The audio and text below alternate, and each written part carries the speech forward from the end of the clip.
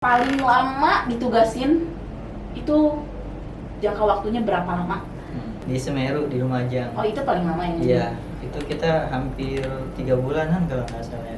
3 bulan di Semeru? Kalau aku tuh Lombok. Oh, kalau Mbak Aisyah di Lombok. Iya, itu kayaknya belum, udah nikah. Oh, pengantin baru. Iya.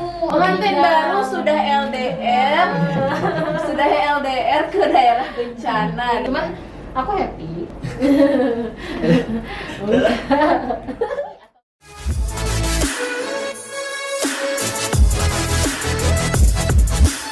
Hari ini adalah perdana podcast kita, yaitu podcast Humanity.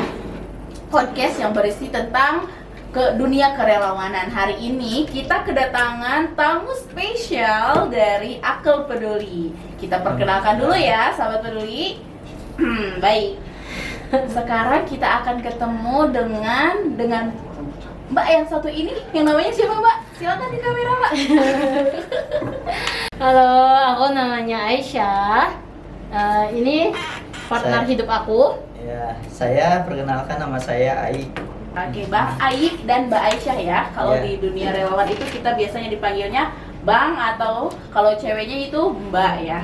Oke, mungkin kita langsung pengen tanya-tanya aja nih sama Mbak Aisyah dan juga Bang Ai ini. Sudah berapa lama sih di Akal Peduli? Berapa ya? Aku tuh awalnya 2016. Dari dulu. Ya, bencana pertamanya itu kayaknya gempa Aceh, PD Aceh. Itu masih kelas 3 SMK.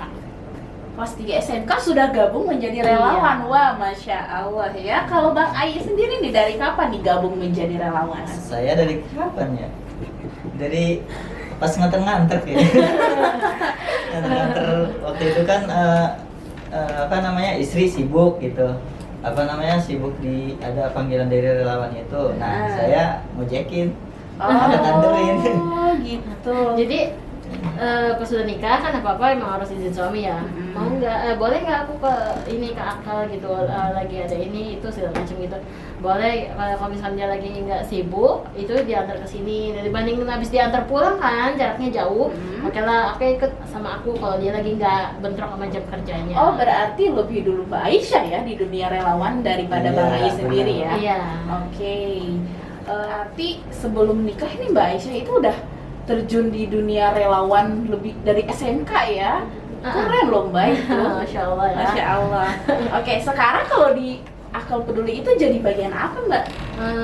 Saya sama suami penyaluran. Oh, di bagian Iya, penyaluran. penyaluran sama logistik. Terus kita berkutat kalau misalkan diamanahkan ke suatu tempat, insya Allah kita ada megang program dapur umum juga. Oh, dapur umum. Kita ya. masak-masak di situ biasanya. Kalau bagian penyaluran itu biasanya itu ngapain aja sih Bang? Kalau kita biasanya jaga gudang, Jaga gudang. ngedata-data barang-barang yang keluar masuk. Terus penyaluran ya itu seperti barang-barang logistik. Menyalurkan itu ya. Di penyaluran itu sudah dari emang pas dari maksudnya kayak pas gabung relawan udah jadi bagian penyaluran atau mungkin dulu pernah di unit apa gitu? Atau di divisi mana? Dekat dulu. Enggak sih, jadi kan tadinya kita relawan. Relawan itu kan nggak di unit ya, nggak di dalam kantor relawan. Asal ada kita dipanggil gitu-gitu terus, istiqomah kayak gitu terus sampai datang masanya kayak udah capek lah, udah ngedon lah sama dunia yang ini gitu loh. Akhirnya kita kayak stuck di sini. Awalnya tuh COVID, kita stuck di sini. Nginep itu sampai kayak sebulan di sini dan abis disinfektan ini itu kita diam di sini karena nggak berani pulang, takut menyebarkan virus ke orang rumah. Nah dari situ lah timbul ini sama Ustadz dipanggil udah yuk naik ke atas gitu. Jadi nah udahannya baru dikasih kita untuk ngurusin ini itu sampai dia nyampe di penyaluran.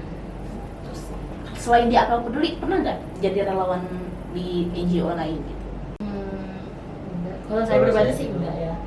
Saya juga enggak. Oh enggak. Paling kan Baru pertama kali ini Baru pertama kali masuk ke dunia relawan. Iya, masuk ke dunia relawan dan langsung jatuh cinta sepertinya ya dengan dunia kerelawanan. aduh.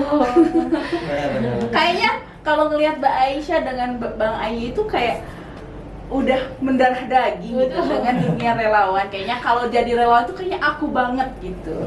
Ya nggak sih? Emang gitu, nggak tahu sih ya.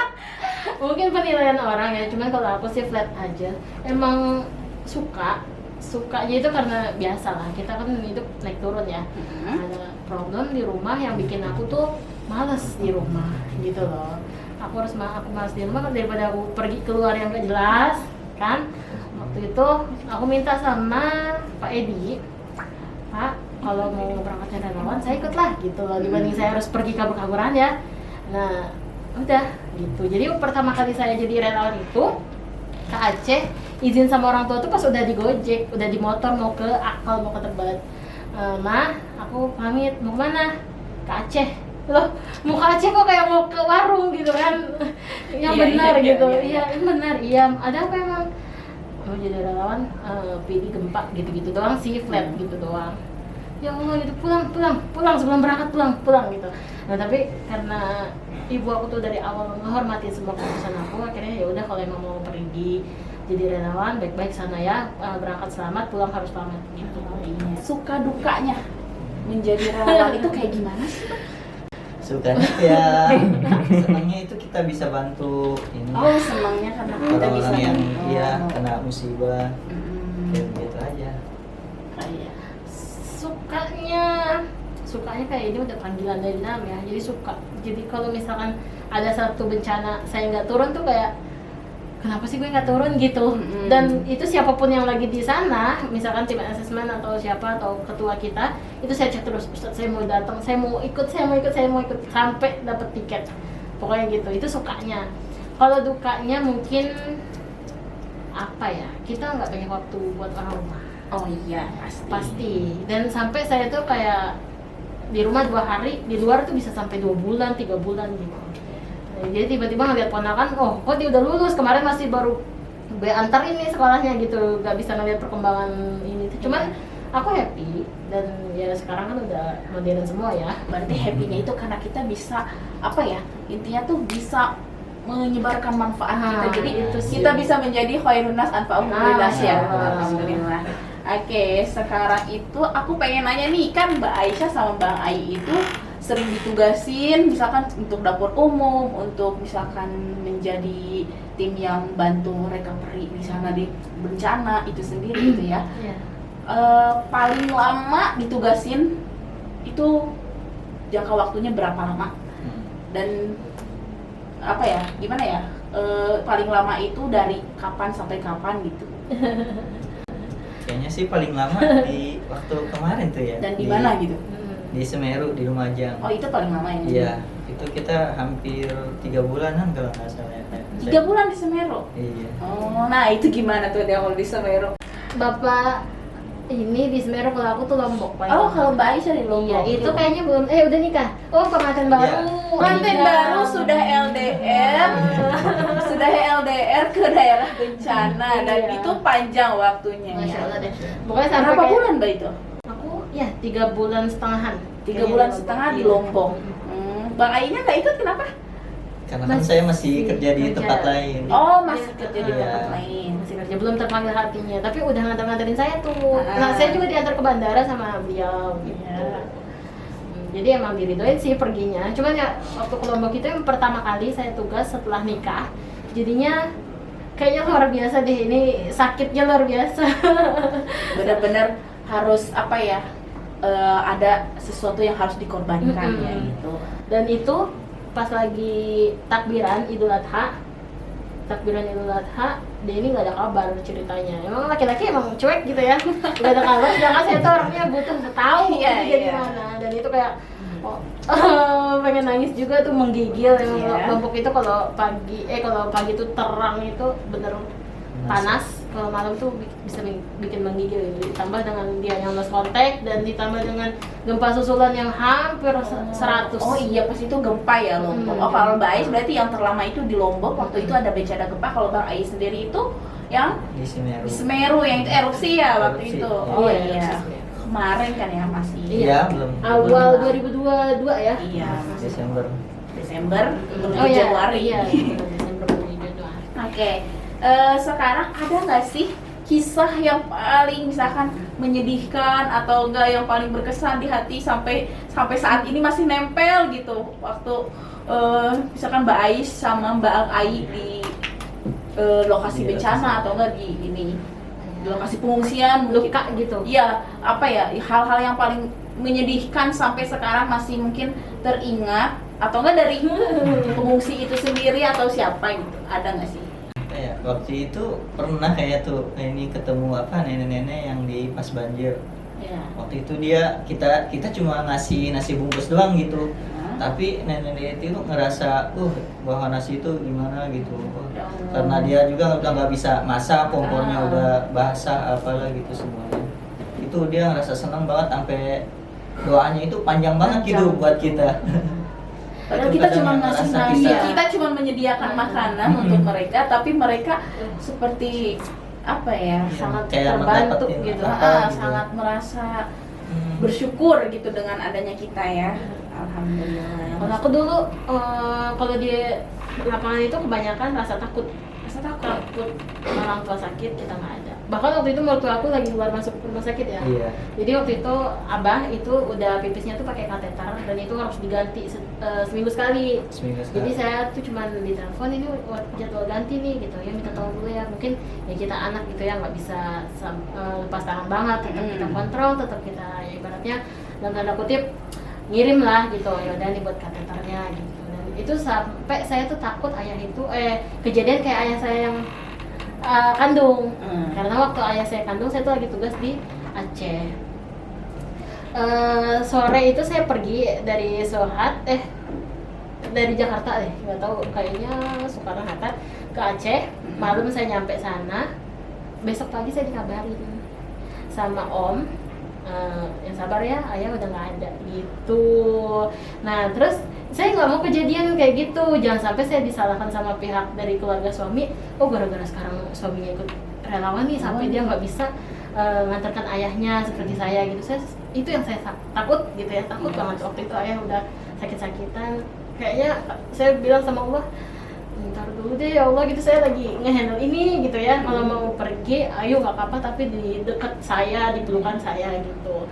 Nah pas ayah saya pribadi itu, pas saya kandung saya, kita rembuk tuh waktu itu. Ya kita rempukin sama yang jalan. Gimana Aisyah mau pulang ke Padang karena beliau meninggalnya di Padang atau stay di Aceh? Ya. Terus saya bingung kan, kalau saya ke Padang pun saya nggak bawa apa-apa, emang saya perbekalan saya itu untuk jadi relawan di Aceh. Ya Allah, gitu gimana ini ya? Akhirnya saya pikir karena ditunggu jawabannya gitu kan teman-teman juga nggak mau tugasnya terhalang kan. Akhirnya saya putusin, ya Allah kalau misalkan di relawan ini saya ada pahala gitu kan, saya turun ke Aceh ini ada pahala barang sebutir aja, saya minta untuk almarhum ayah deh gitu. Jadinya saya pilih saya stay di Aceh. Cuman saya telepon ke keluarga di Padang, tolong di handle semuanya, tolong pemakamannya, semuanya di handle semuanya, kukunya yang kotor itu bersihin, misalnya rambutnya ketika beliau meninggal itu panjang tolong dibersihkan semua gitu, kayak gitu aja. Makanya ketakutan saya waktu kita pergi berdua jangan sampai terulang lagi. Ya itu yang karena itu pasti menjadi apa ya, memori ya. Itu menjadi memori tersendiri gitu ya untuk Mbak Aisyah sendiri, yang pasti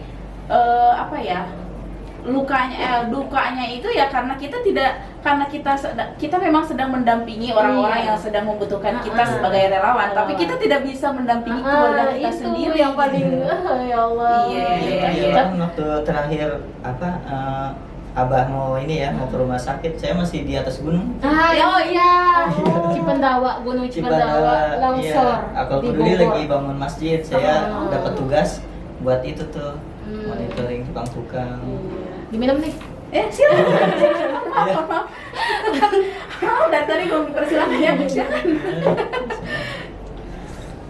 Iya, itu yang takut banget kita. Dan itu turun dari Cipendawa itu kan sekitar 1 jam lewatin gunung, turun dari hutan.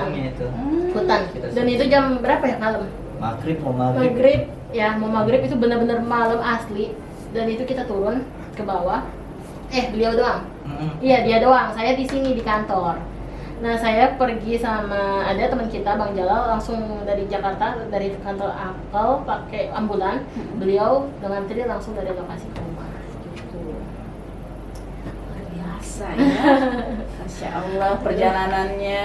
Jadi udah Bang Ai dan Mbak Aisyah sendiri sudah merasa apa ya, dengan di dunia kerelawanan ini memang harus ada yang benar-benar dikorbankan Iya, ya. Iya. Ketika kita mencintai sesuatu ya kita harus mengorbankan sesuatu gitu. Benar. Oke, sekarang itu ada nggak sih, maksudnya kenapa sih Mbak Aisyah ini kayak pengen banget gitu jadi apa sih memang motivasi dari Bang Ai sendiri gitu kalau pengen maksudnya kenapa masih bertahan gitu di dunia relawan ini? Karena apa ya? Bingung. Motivasinya apa sih? Hobi, Apa ya? gimana Kok bisa ya? Apa maksudnya kalau cuman maksudnya memang panggilan hati, tapi Iya. memang ada lagi nggak sih selain itu gitu? Kalau saya tuh karena dari sebelum nikah dan pas saya kenal dia tuh Desember tapi nggak terlalu dekat banget ya. Ya. Itu dia ngeliat aktivitas saya ke Aceh, saya ke Lombok, saya ke Bima ya. Iya. Saya ke Bima, jadi mungkin beliau udah ngerti gitu, oh nih yang mau saya nikah nih relawan gitu. Jadi pas dia jadi suami sampai dia ikut sampai jadi relawan itu udah kayak mendarah daging aja gitu. Oh. Dan ya seperti yang saya bilang tadi, kalau ada bencana saya nggak turun itu rasanya hati kayak kenapa sih gua nggak di situ gitu. Kayak ngegeremet gitu, Heeh, kayak gatel, kayak di dalam hati gitu. Oh iya. Kayak gatel gitu kalau nggak digaruk, ini penasaran ya. Dan berangkat gitu loh. Aduh kalau nggak berangkat tuh, aduh gitu kayak menggebu-gebu ya. Kayak ngerasa nggak bermanfaat. Oh, masya Allah, nggak bermanfaat. Oke, baik. Kalau kedepannya mungkin ada harapan nggak sih misalkan harapan terkait di dunia kerelawanannya itu, atau mungkin kedepannya itu harapan kalian buat Akal Peduli atau di dunia relawan itu pengennya kayak gimana gitu? Apa sih harapannya? Hah? Abang awal dulu lagi. Udah kamu dulu deh.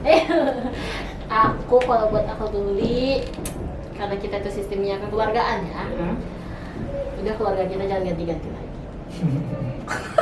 Oh gitu. Iya, maksudnya kan karena sering ada yang keluar pergi Keluar kan? masuk, Karena ya. di relawan ini kan kita stuck di sini, kadang kalau yang masih mencari dunia itu nggak bisa di sini ya, dalam tanda kutip loh ya.